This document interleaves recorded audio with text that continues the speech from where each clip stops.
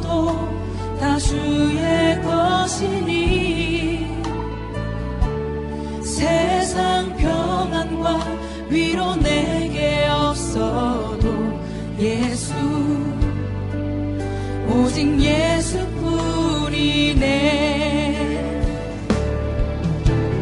크신 계획 다 볼 수도 없고 작은 고난.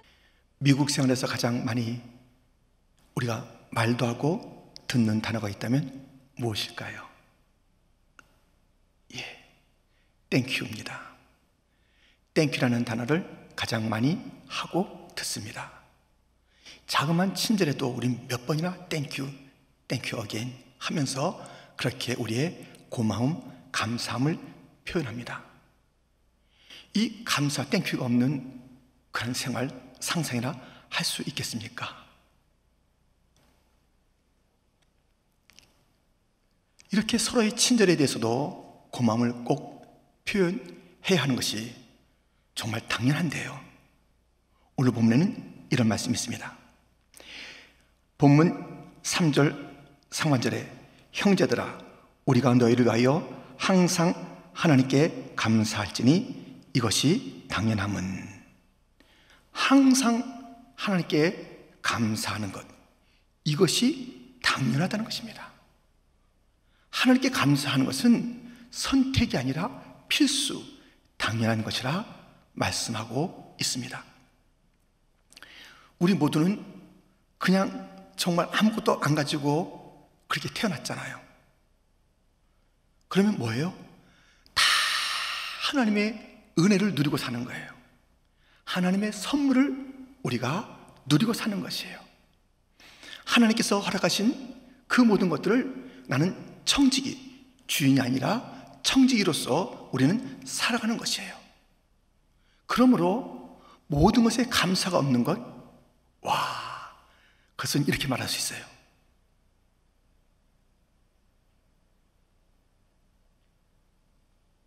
도둑 심보라고. 음식을 먹으면서 감사하지 않는 것은 하나님의 것을 훔쳐먹는 도둑과 같아요. 우리가 마시는 이 공기 우리가 어디서 사왔어요? 만들었습니까? 하나님의 은혜잖아요. 그것을 마시면서 눈을 뜨는 것, 내 힘으로 뜨는 것 같지요? 뜨게 해주셔야 눈 뜨는 거예요. 걷는 것, 그리고 우리의 모든 가족이나 인간관계, 모든 것 어느 거 하나 하나님의 것이 아닌 것이 없잖아요. 그러면 감사하면서 우리가 사는 것 당연한데 우리는 그렇지 않고 살아가는, 정말 도둑심보와 같은 그런 삶을 얼마나 많이 살았는지요. 모든 것이 다 감사입니다.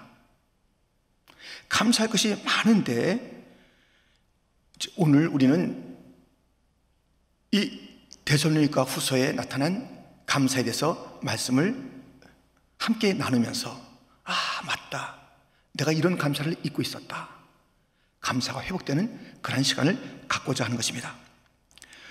오늘 본문 1절 2절에 보면 바울과 실루아노와 디모데는 하나님 우리 아버지와 주 예수 그리스도 안에 있는 데살로니가인의 교회에 편지하노니 하나님 아버지와 주 예수 그리스도로부터 은혜와 평강이 너에게 있을지어다. 지금 바울, 실루아노, 디모데가 편지한다. 데살로니가인의 교회에게. 그래서 복수를 쓰였을까요? 이 여러 사람이 쓴 것일까요? 그렇지는 않아요. 그들의 마음을 다 함께 묶는, 동역자들의 그 마음을 함께 묶지만은 분명히 바울이 서신을 보낸 것입니다. 이 데살로니가후서 저 뒤에 가보면 3장 17절 나 바울은 친필로 문안하노니 이는 편지마다 표시로서 이렇게 써노라. 바울의 서신이죠. 물론 성령의 감동으로 이렇게 기록한 서신서인 것입니다. 그래서 수많은 감사가 이 데살로니가 후서에도, 그리고 성경 전체도 하나님께 감사할 일이 너무너무 많은 것을, 아니 모든 게 다 감사인 것을, 그 감사가 당연한 것임을, 우리 감사해도 좋고 안 해도 되는 것이 아닌 것을 우리에게 일러주고 있는데,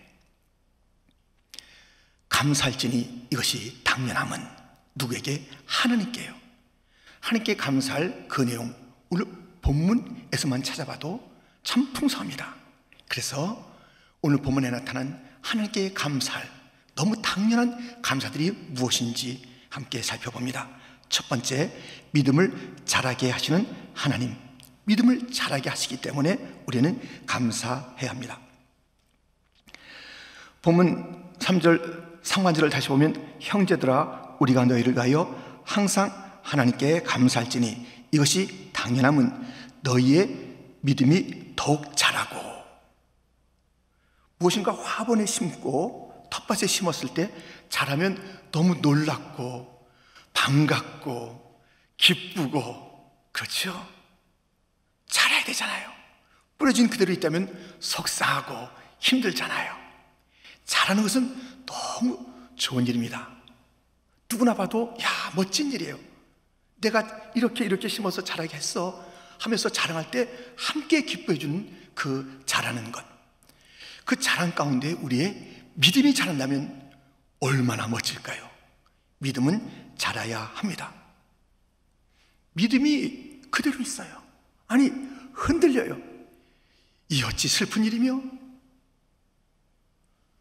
곤고한 일이 되겠습니까? 믿음이 흔들려요. 하나님의 존재에 대해서 막 흔들리는 거예요. 내 정체성에 대해서 흔들리는 거예요. 내 사명에 대해서 흔들린다는 것이에요.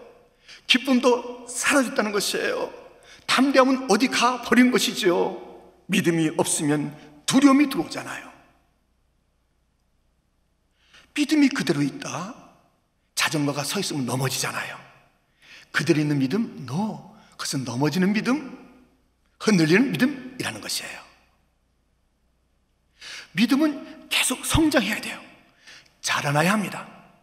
믿음이 자라날 때 우리의 담대함도 더 힘있게 선포되고, 하나님에 대한 신뢰, 내 자신의 사명 견고하게 감당하는 것 아시잖아요.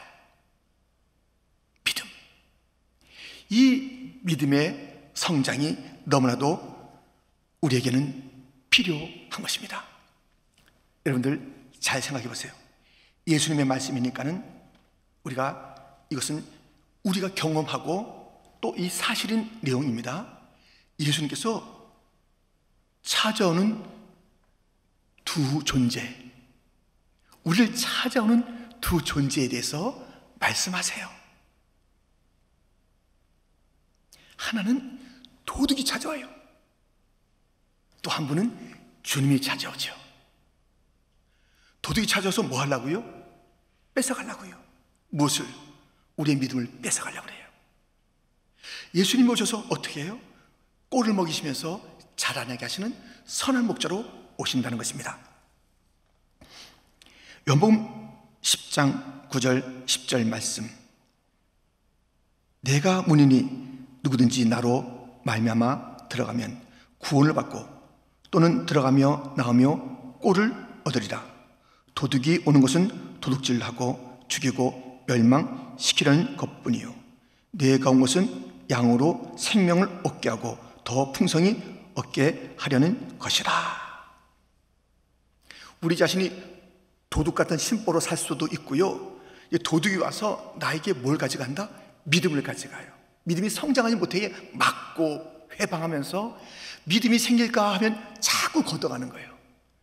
말씀을 듣고 믿음이 생길까, 기도하면서 믿음이 생길까 하면 무엇인가 자꾸 흔들거릴 그 일들을 갖다 놓고, 그래서 견고한 믿음에 있는 것이 아니라 또 헛된 생각들, 두려움에 빠지게 하는 것이에요.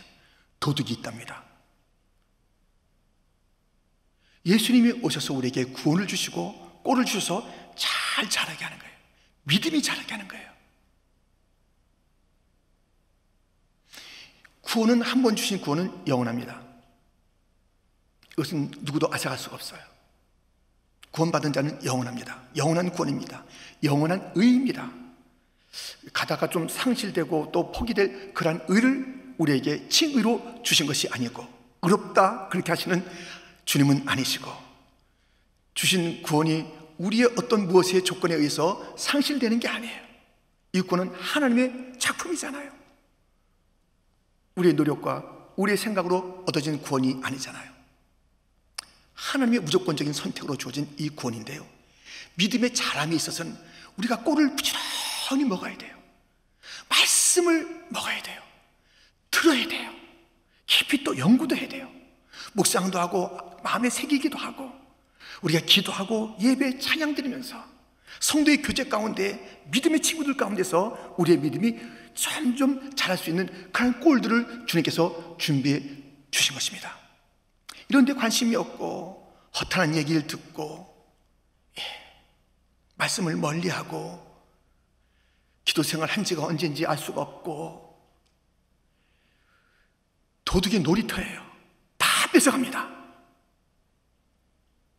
여러분, 올해 지금 우리가 어떤지요? 2020년 참 어려운 그런 시간을 지금 보내고 있는 2020년 11월 22일이에요.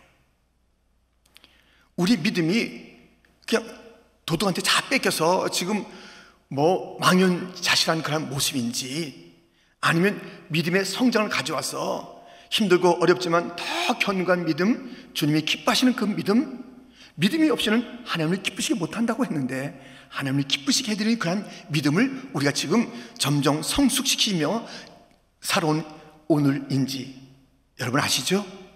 스스로 아시죠? 물론 우리 하나님은 아세요. 옆에 친구나 가족이 모를 수는 있어요.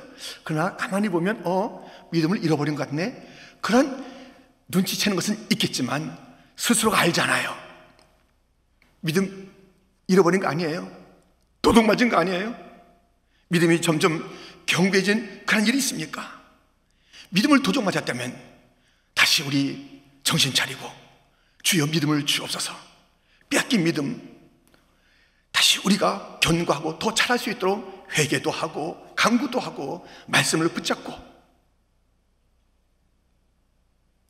남은 이 짧은 올해의 그 시간 동안에 믿음의 회복이 있기를 축원합니다. 믿음이 성장하고 있다, 멈추지 마세요. 계속 우리는 점점 자라 하나님을 기쁘시게 영원하게 할 그 믿음의 선진들에 대한 이야기를 들었잖아요. 그러한 마치고 아름답고 향기로운 그 믿음을 향해서 나가야 한다면 믿음의 성숙이 있는 자들이요, 더 주 앞에 무릎 꿇고 주님의 꿀 양식을 풍성히 먹으면서 믿음이 쑥쑥 자라기를 주님의 이름으로 축원드립니다. 이 믿음에 자라는 것은요, 주님께서 하시는 거예요. 주님께서, 우리 스스로 할 수 있는 것이 아닙니다. 주님께서 하시는 것인데요, 그런데 사실은 이 우리가 믿음이 오늘 여기에 있기까지 여러 사람들이 관여는 했어요. 누구냐면 하나님께서 세우신 하나님의 동력자들을 부모라는 이름으로, 스승이라는 이름으로, 또는 목회자, 장로님, 아니면 우리의 지역의 어떤 또 지역의 지도원, 지역장, 또 교사, 또 여러 기관의 회장, 아니면 누구든지 그러한 기관장의 이름이 아니더라도 여러 사람을 통해서 우리의 믿음을 이렇게 주님께서 다루셔요. 그래서 들어보세요. 고린도전서 3장 5절부터 그런즉 아볼로는 무엇이며 바울은 무엇이냐? 그들은 주께서 각각 주신 대로 너희로 하여금 믿게 한 사역자들이니라. 나는 심었고 아볼로는 물을 주었으되 오직 하나님께서 자라나게 하셨나니 그런즉 심는 이나 물 주는 이는 아무것도 아니로되 오직 자라게 하시는 이는 하나님뿐이니라. 심는 이와 물 주는 이는 한 가지이나 각각 자기가 일한 대로 자기의 상을 받으리라. 심는 이, 물 주는 이, 자라게 하시는 이가 있다는 거예요.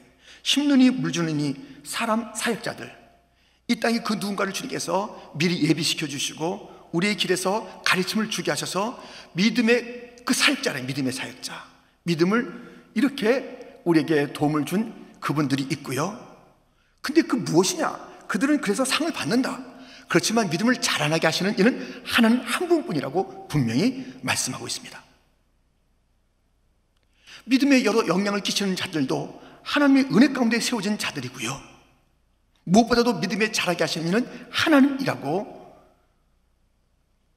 우리에게 일러주고 있으니, 믿음의 자람을 보며 내가 이만큼 했으니까 자랐지, 누군가의 그 감사함은 있습니다마는, 고마움은 있습니다마는, 이 믿음을 자라게 하시는 이는 하나님 한 분뿐이라고 분명히 말씀하고 있으니 도움을 준 그분들 고맙고, 또 우리가 그것을 기억해야 되지만 잊지 마세요.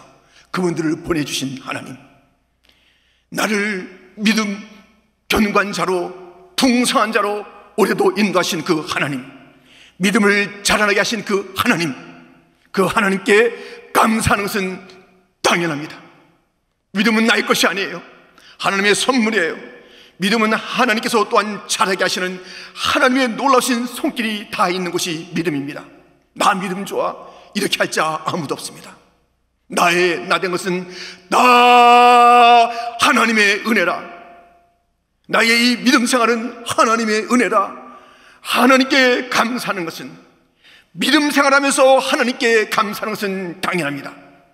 감사 없는 믿음 생활은 있을 수가 없습니다. 이 믿음이 어디서 왔길래 감사도 하지 아니하며 우리가 믿음 생활을 한다고 말할 수 있습니까? 믿는 자들이요, 믿는 생활을 한다면, 믿는이라고 우리가 부르는 것이 우리도 알고 그렇게 우리도 소개한다면 반드시 거기에 따르는 것은 감사가 당연한 것입니다. 믿음을 주신 주님이요, 믿음을 자라게 하시는 주님이요, 이 모든 것에 출발되는 그 구원과 선택을 주신 주님이요, 감사합니다. 감사가 당연합니다. 믿는 자들에게 우리의 믿음 생활 여기까지 하나님께 감사가 당연합니다. 앞으로 믿음 생활에 감사가 당연합니다. 우리가 이렇게 하나님께 감사하는 것, 이것이 당연한 그 두 번째 이유는 사랑을 풍성케 하시는 하나님이시기 때문입니다. 바울은 데살로니가 이 교회 성도들이 사랑이 아주 풍성한 것을 보면서 감사했습니다. 본문에 나타난 3절 하반절에 보면 너희가 다 각기 서로 사랑함이 풍성함이니, 사랑이 풍성하다는 거예요. 서로 각기 사랑이 풍성해서 하나님을 향한 그 믿음이 자라니까 이것은 감사가 당연해. 그리고 너희들의 사랑이 서로 각기 서로 이렇게 사랑의 모습을 보니 이것은 하나님께 감사할 일이야, 당연히. 여러분들, 그 형제 자매 믿음의 공동체 안에서 우리가 서로 사랑한다는 것이 무엇일까요? 어떤 것을 통해서 그 사람이 내 형제 자매를 사랑하는 삶을 살아가는 그것을 드러낼 수 있을까요? 형제 사랑에 중요한 특징이 있습니다.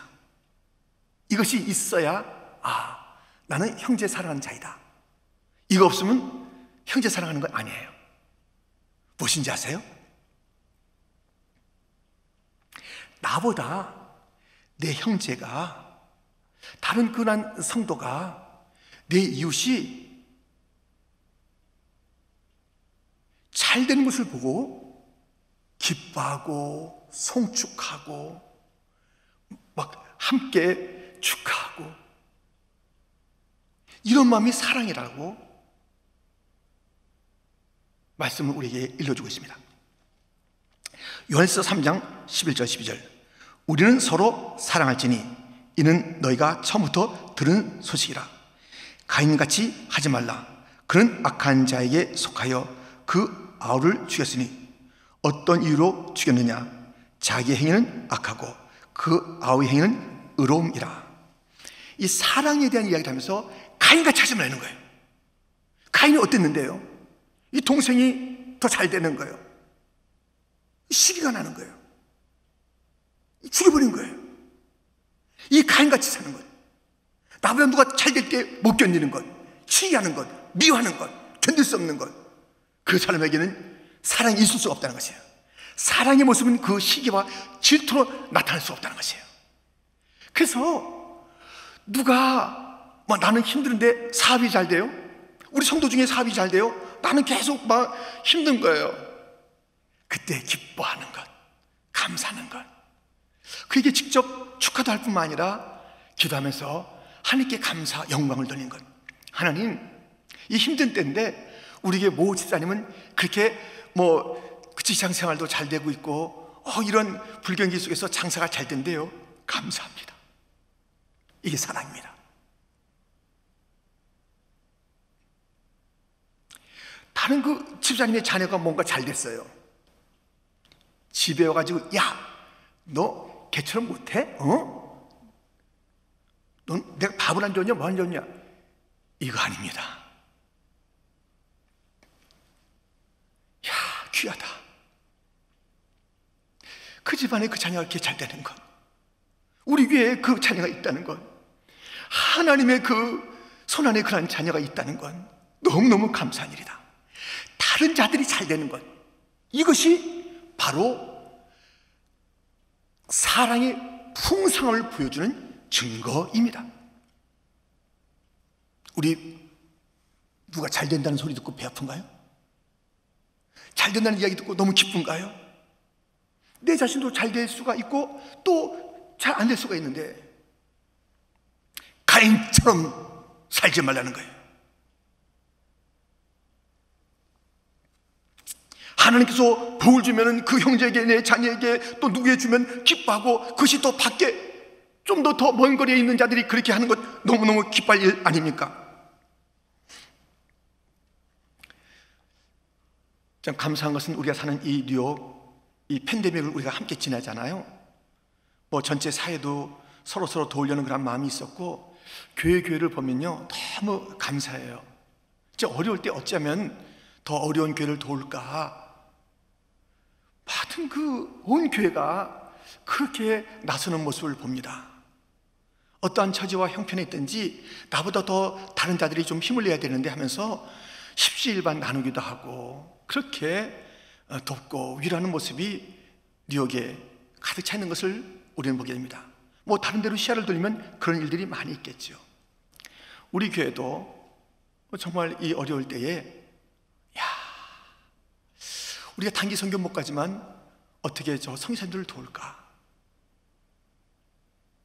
우리가 쓰려는 그런 건물이 아니라 타민족이 와서 예배드리는 그 예배당은 계속 저 가야 될 텐데 어떻게 할까? 이러한 선교 바자 또는 건축 바자를 통해서 얼마나 사랑의 그 마음과 정성을 모아줬는지 어려운 시간에 그렇게 그 사랑의 풍성함을 보여주시는 것입니다. 여러분, 이 사랑의 풍성함, 우리 사랑의 풍성함인데 아니에요. 이 사랑조차도 우리는 주님으로부터 공급받은 거예요.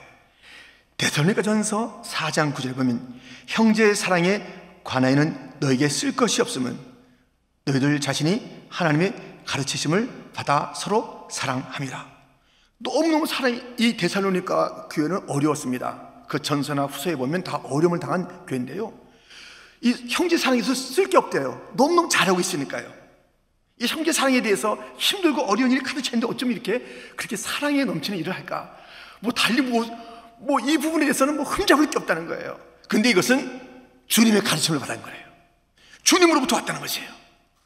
우리의 이 사랑은 이 원형이 우리 가운데 있을 수가 없어요. 사랑의 원형, 그 모판이 있습니다. 그 출발지가 있습니다.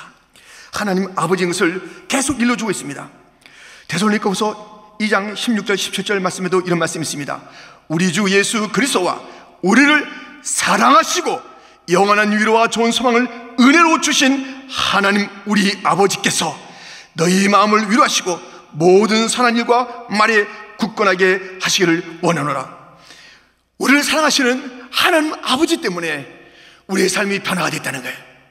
서로 위로하고 격려하고 소망을 나누고, 우리 하나님 아버지의 사랑으로 보내주신 예수님 때문에 우리가 구원받고, 그 구원에 감격하여 그 사랑의, 십자가의 사랑에 우리가 전율하면서 우리도 그 사랑을, 하나님 감사합니다, 사랑합니다, 이 사랑 나 받았는데, 나도 죄인 가운데서 구원받았는데, 나도 소망 없는 가운데서 그 주님의 사랑으로 일한 자리에 이르게 됐는데, 옆을 보니 다 함께 주의 은혜로 형제자매 된 자들, 하나님의 사랑이 부어졌기 때문에 이 사랑이 풍성하게 서로 나뉘어지고, 나보다 남을 낮게 여기고, 시비하거나 질투하거나 미워하지 아니하고, 가인같이 하지 아니하고, 우리는 그렇게 사랑의 삶을 살 수가 있는 것입니다. 이 영상도 한번 보세요.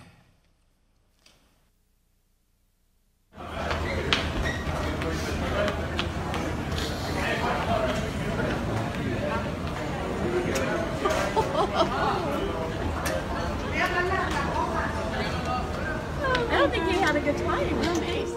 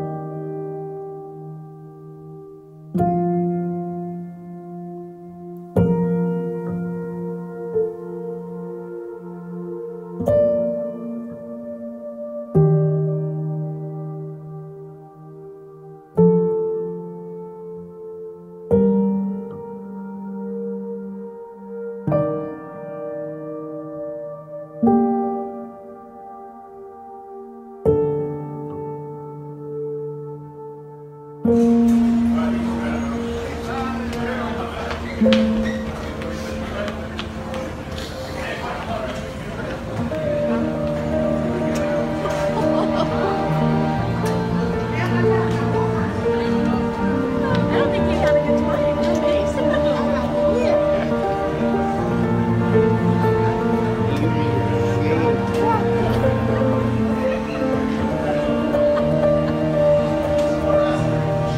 I don't think he missed him at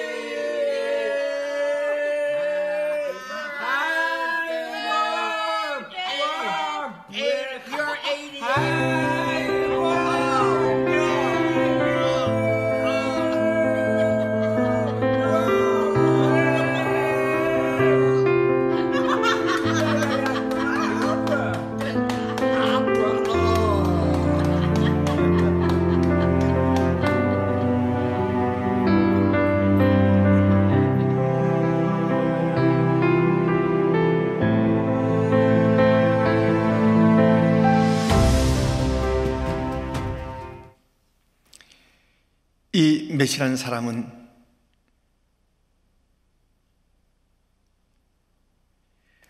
사랑이 겨워 사는 거예요.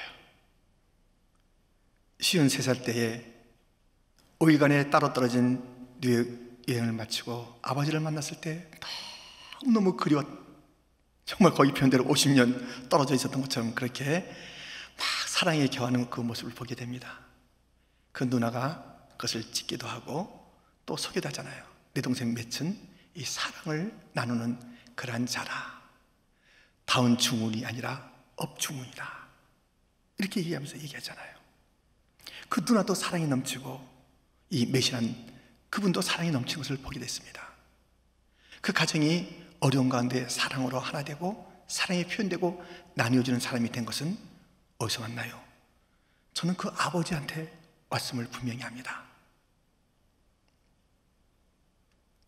아버지가 야 귀찮다, 내 아내도 떠나고 내가 어떻게 이 힘든 이 아이를 키우나, 나 모르겠다, 그냥 소홀히 했다면, 그냥 이게 마음대로 해라, 네 마음대로 그렇게 했다면, 귀찮아했다면 그렇게 사랑스러운 그 모습으로 살아갈 그 아들, 또 그 딸이 되었을까요? 아버지의 사랑, 그 얼굴에서 보세요. 그 넘치는 사랑을 보세요. 우리가 사랑이 무엇인가 있다면 우리에게 온 것이 아닙니다. 하나님의 사랑 때문에 온 것입니다. 하나님의 사랑이 부어졌기 때문에 우리가 그 사랑을 알고 깨닫고 그 사랑에 눈을 떠서 그 사랑에 감동하여서 우리가 다른 자들도 사랑하는 예수님의 모습, 하나님 아버지의 그 형상을 드러내는 것을 우리는 알게 됩니다. 그러므로 이 사랑의 풍성함도 데살로니가 후서에 나타난 야 너희의 사랑이 풍성하구나, 너희의 사랑에 대해서 말할 것도 없어, 너무너무 잘한다. 그러나 그 모든 사랑은 하나님 아버지의 사랑에서 출발했다라고 일러주고 있으면서 사랑이 넘치는 삶을 살아가되 사랑의 하나님 아버지께 감사드리는 것이 당연합니다. 믿음도 하나님께 감사해야 되는 것이고 사랑의 삶도 하나님께 감사를 드려야 하는 것입니다. 우리가 하나님 아버지께 감사드리는 것이 당연한 이유가 또 하나 있으니, 세 번째, 환난을 이기게 하시는 하나님이시기 때문입니다. 이 데살로니가 교회는요, 이 사랑도 넘치고 믿음도 잘하는데 하여튼 그 상황은 너무너무 어려운 상황입니다. 본문 4절 5절이죠. 그러므로 너희가 견디고 있는 모든 박해와 환난 중에서 너희 인내와 믿음으로 말미암아 하나님의 여러 교회에서 우리가 친히 자랑하노라. 이는 하나님의 공의로운 심판의 표요 너희로 하여금 하나님의 나라에 합당한 자로 여김을 받게 하려 함이니 그 나라를 위하여 너희가 또한 고난을 받느니라. 너무 큰 환난과 고난이 있다는 것이에요. 이것이 하나님 나라에 들어간 자들의 그 표이기도 하지만 이 어려움, 이 환난, 이 어려움과 환난 가운데 견디고 그래서 자랑하고 싶은 그 데살로니가 교인들의 환난 가운데, 고난 가운데 견디는 것, 인내하는 것, 자랑스러운 그 모습 배우에는 누가 있나요? 본문 그 뒤 6절부터 보면 너희로 환난을 받게 하는 자들에게는 환난으로 갚으시고 환난을 받는 너희에게는 우리와 함께 안식으로 갚으시는 것이 하나님의 공이시니, 환난을 받게 하는 자에게 환난을 주신다. 환난 받는 우리를 안식하게 하신다. 하나님께서 하시는데 환난이 이 견디는 것, 인내하는 것, 이 인내와 견딤 속에는 누가 있는 거예요? 환난 당한 그들에게 안식으로 갚아주시고 지켜주시고 도와주시고 인도하시고 품어주시고 마침내 환난을 가져온 모든 자들을 물리치시고 환난으로 갚으시는 하나님이 계시기에 그들이 견고하게 설 수 있다는 것입니다. 여러분, 우리가 너무 고난에 지치고 환난에 찢겨서 망신창이가 되고 정말 설명할 수 없는 그런 그 실패의 자리에 있어서 주님께서 손대시기에는 너무 늦은 시간이다 라고 생각되는 시간이 있으세요? 너무 늦었지, 이렇게 망가졌는데, 내 인생이 이렇게 다 쓰러져 버렸는데, 여기 뚫리고 저기 뚫리고 더 이상 무엇을 바랄 기력이 있고 염치가 있나? 그러면서 그 속에 쓱 들어온 생각이 무엇이냐면 하나님의 손대시기에 너무 늦었어. 그런 시간이 있으세요? 우리 주님에게 너무 실패가 커서, 우리 주님이 개입하기에 너무 시간이 안 맞아서 그 큰 실패에 감당할 수 없다, 내가 개입하기에 너무 시간이 안 맞고 이미 다 그 기회를 놓쳤다 할 시간과 그 실패가 있을까요? 있을까요? 예수님의 제자들이 밤바다, 그것도 제4경, 새벽 3시부터 6시까지를 사경이랍니다. 밤바다에 가장 춥고 또 거친 파도를 만났으니 너무너무 무시무시하고 가장 인생의 어려울 때를 지칭하는 밤사경에 예수님이 찾아오셨습니다.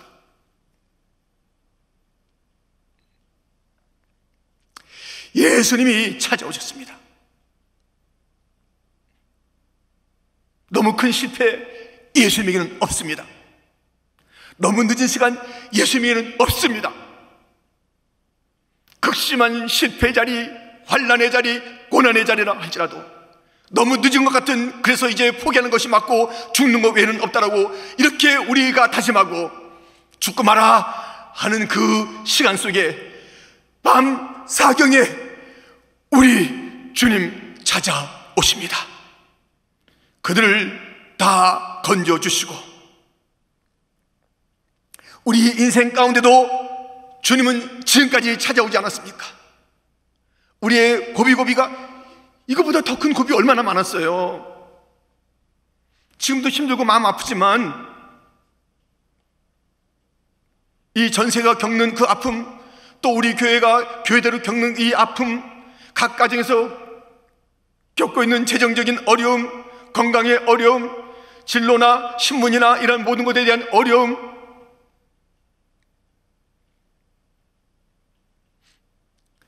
세업 속에서 또 이 나라가 지금 혼란한 이 상황 속에서 마치 풍랑이는 그런 바다 위에 배가 이리저리 그렇게 흔들거리는 것 같은 이 나라의 모습,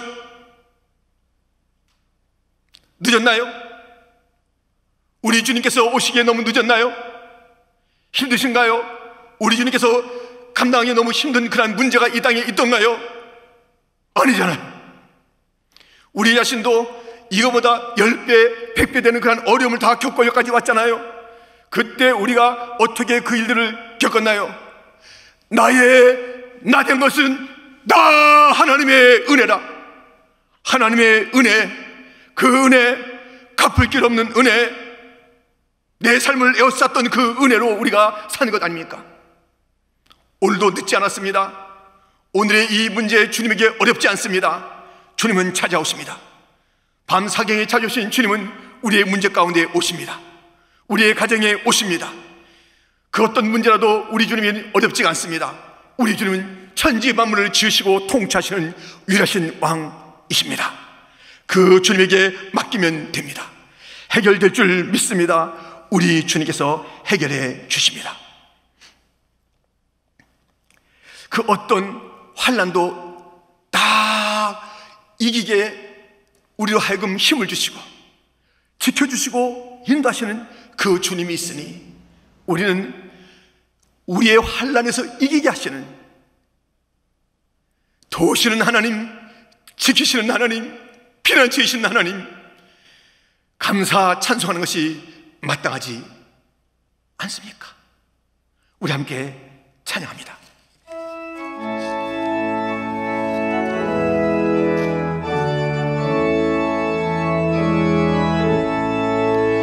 날 구원하신 주 감사, 모든 것 주신 감사, 지난 추억 인해 감사, 주내 곁에 계시네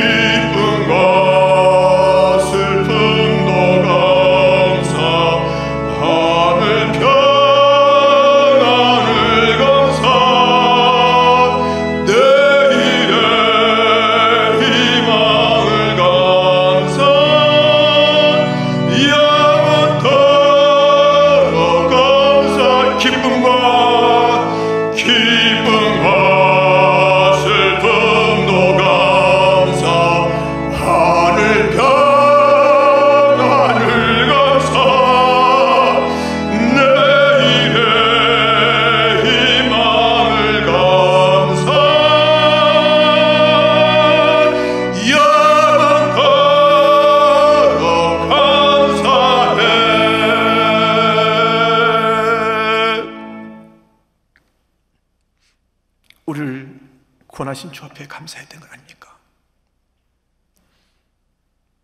풍랑에서 건져주신 주 앞에 감사해야 되는 것 아닙니까?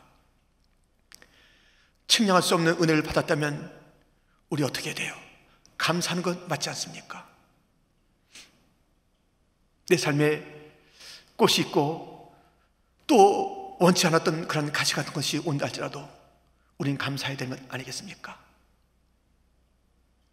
광약 없이 다져진 인생 없습니다. 고난 없이 정금 같은 그런 인생 없습니다. 가시가 오고 광야가 오고 고난의 풀무가 올 때 주님 또 저를 다듬으시는시군요. 기대가 됩니다. 주님께서 다듬을 그러한 이 결과를 기대하면서 주님, 저는 부를 노래가 있습니다. 감사를 주 앞에 드립니다. 우린 영원토록 감사할 것밖에 없는 자들입니다.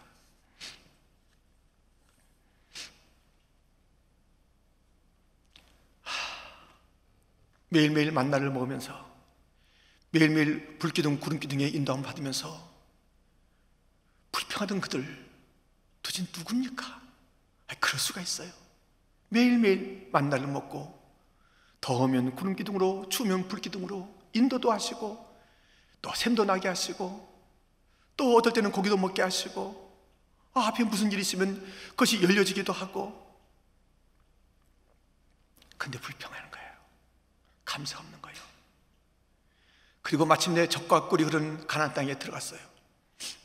하나님의 은혜로 정복전쟁에 승리하고 땅을 분배받고 이제 그곳에서 예배 중심의 삶, 하나님께 영광 돌리며 약속의 땅으로 돌아온 그 감격을 가지고 조상들의 땅이요 하나님의 약속의 땅 가나안 땅에서 감사, 찬송 예배를 드려야 되는데 불평하며 원망하며 하나님 대신 우상을 숭배했던 그들은 누굽니까? 우리입니다. 매일매일 은혜를 받고도 감사치 않고 불평한 그 무리가 우리들입니다. 하나님 한 분만 높여드려야 될 그 예배의 자리에서 이것저것 마음의 우상을 갖다 놓고 그새 우리가 때때로 경배도 하고 엎드리기도 하고 우리가 겉모양은 하나님 앞에 예배드리는 자 같지만은 진정으로 의지하고 믿는 것은 세상에 속한 것들.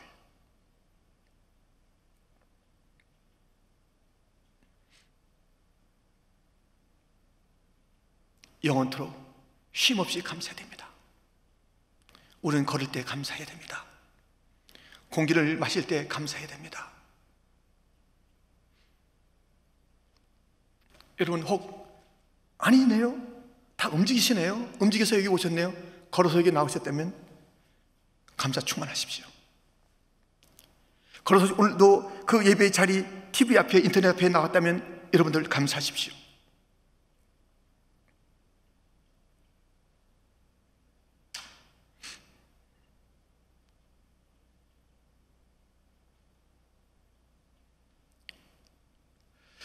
감사는 너무 당연한 것인데 이게 왜 이렇게 힘듭니까? 우리에게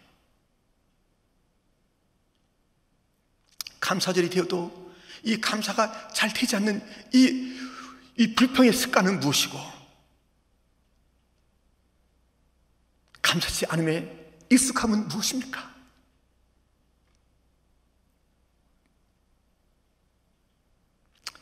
감사, 누구에게? 하나님께 감사하는 것이 믿음도 나의 것이 아니고 이 사랑도 나의 것이 아니고 고난을 이기는 것도 나의 것이 아니라 다 하나님의 도우시며 인도하시며 치우심이라면 우리가 하나님께 영원토록 찬송하며 살아야 하는 것 아닙니까? 하나님께 감사함이 당연합니다.